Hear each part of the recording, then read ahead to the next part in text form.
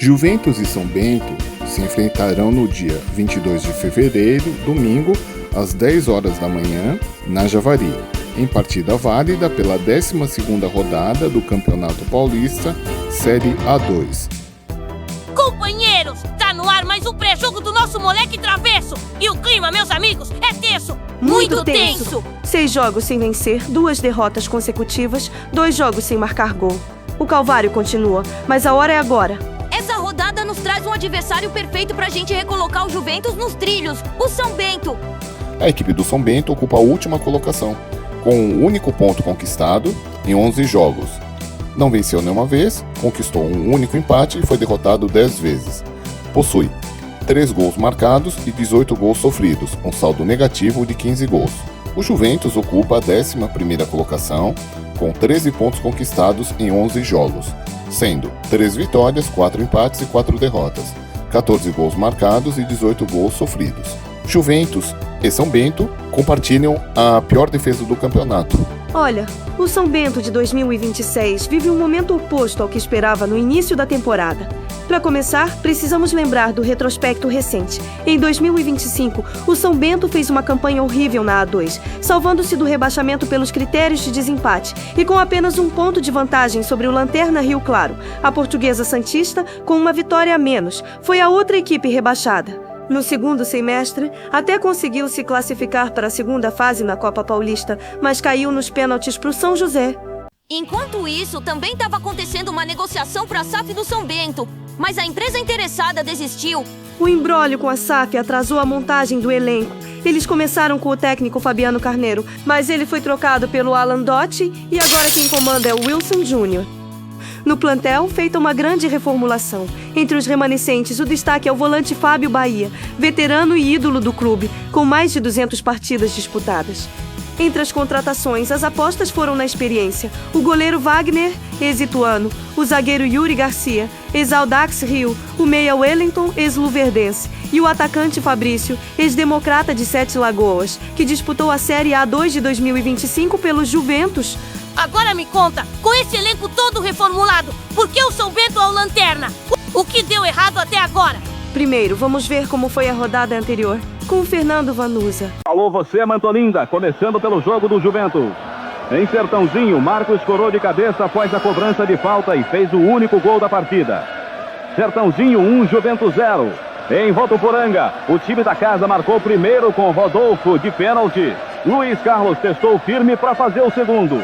O São Bento descontou com Casa Grande em outra bola aérea, mas Hugo partiu no contra-ataque sozinho e aumentou a vantagem para o Pantera. Final votuporanguense 3, São Bento 1. Olha, apesar do momento, o São Bento tem uma ideia de jogo.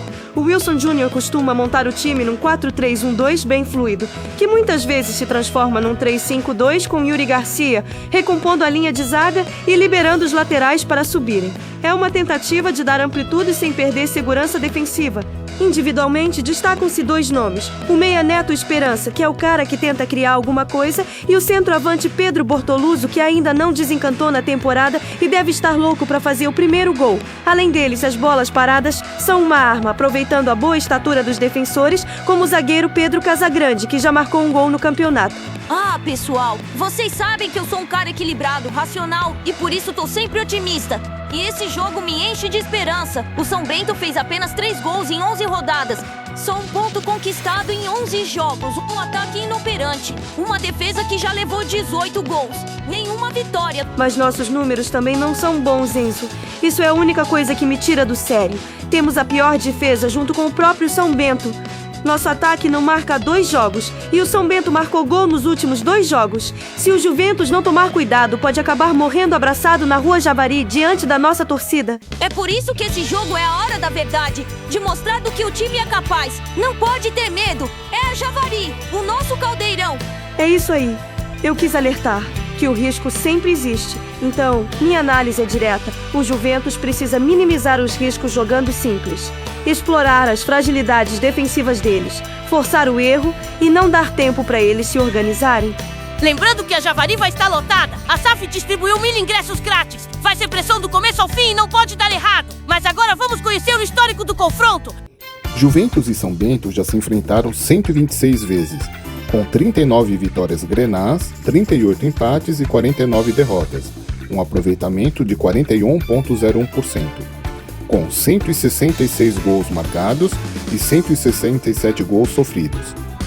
Em Série A2, Juventus e São Bento já se enfrentaram 9 vezes, com uma vitória juventina, um empate e 7 derrotas, um aproveitamento de 14,81%, com 7 gols marcados e 16 gols sofridos.